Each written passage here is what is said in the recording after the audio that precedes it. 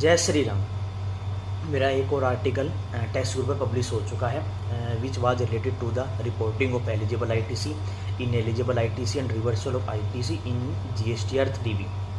पिछले संडे को पब्लिश हो चुका था, तो उस आर्टिकल का लिंक मैं आपको डिस्क्रिप्शन और कमेंट सेक्शन में प्रोवाइड करवा दूंगा। ठीक है, उस आर्टिकल को पढ़ने के बाद कोई भी डाउट हो तो आप मेरे को कमेंट करके पूछ सकते हैं, या आप मेरे को मेल आईडी पर भी मेल करके अपने डाउट पूछ सकते हैं। ठीक है, इसकी वीडियो मैं बना चुका था पार्ट 1 एंड पार्ट 2, दो वीडियो मैंने इसकी अपलोड की थी। एक में मैंने कवर किया था 4A 4D, उसमें क्या क्या रिपोर्टिंग अपने को करनी होती है। 4C तो सिंपल होते हैं। सेकंड पार्ट में मैंने कवर किया था 4B कि 4B1 4B2 में किस किस चीज़ की अपने को रिपोर्टिंग करनी होती है। दो पार्ट में इसकी वीडियो हो गई थी।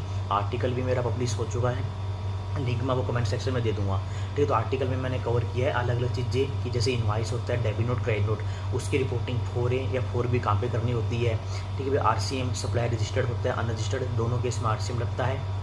ठीक है, उसकी रिपोर्टिंग आपको कैसे करनी होती है। आर्टिकल में नेक्स्ट पॉइंट कवर किए कि कौन कौन से invoices, debit note, credit note, अलग अलग टाइप की जो कैटेगरी होती है 4A1 से लेकर 4A5 तक कौन कौन से इनवाइसेस आपको 2B में देखने को मिलेंगे। लाइक इम्पोर्ट ऑफ सर्विस वो कभी 2B में नहीं आता। ठीक है, RCM लगता है, और सप्लायर अनरजिस्टर्ड है वो आपको 2B में नहीं दिखेंगे। ठीक है, और ISD का मेन पॉइंट्स मैंने उसमें अपने कवर किए हैं। फिर प्लेस ऑफ सप्लाई की वजह से आपको ITC नहीं मिलता। ठीक है, वो सिर्फ 4D में रिपोर्ट होगा, AB में नहीं जाएगा। ठीक है, आपका ITC लेने की टाइम लिमिट एक्सपायर हो चुकी है, वो भी सिर्फ एक ही टेबल में जाएगा 4D में।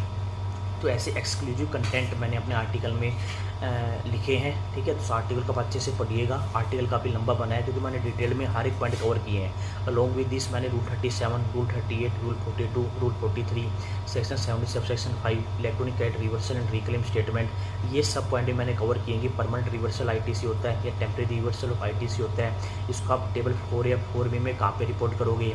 जब आप रिक्लेम करोगे तो इसको कौन कौन से टेबल में रिपोर्ट किया जाएगा। ठीक है, सेकंड जो क्रेडिट नोट होता है वो सिर्फ टेबल 4A में रिपोर्ट किया जाएगा। टेबल 4B में क्रेडिट नोट कभी भी रिपोर्ट नहीं करना होता। ठीक है, तो एक्सक्लूसिव कंटेंट मैंने अपने आर्टिकल में बनाए हैं, उसको अच्छे से पढ़िएगा। और अब प्रैक्टिकली जो ये बंदा GST में एंगेज है, जो GST का काम देखता है, चाहे वो जॉब करता हो चाहे प्रैक्टिस करता हो, तो उसके लिए ये आर्टिकल और दोनों वीडियो बहुत ही बेनिफिशियल रहेगी। ठीक है, आप अच्छे से पढ़ना। कोई भी डाउट हो तो आप कमेंट करके या मेल करके मेरे को पूछ सकते हैं। 2 दिन पहले भी मेरे पास मेल आई थी, तो उसने अच्छी क्वेरी पूछी थी कि क्रेडिट नोट है हमने 4A में दिखाना भूल गए, कोई इनएलिजिबल ITC है वो हमने 4A 4B में कहीं नहीं दिखाया। फिर क्रेडिट नोट रेज किया इनएलिजिबल ITC का, वो हमने 4A में दिखाया, 4B में नहीं दिखाया, उसका आंसर बताइए। तो उसका आंसर भी मैंने उसको मेल पे दे दिया था। ठीक है, तो स्टिल आपको कोई भी डाउट हो तो आप मेरे को मेल करके पूछ सकते हैं। Thank you. जय श्री राम।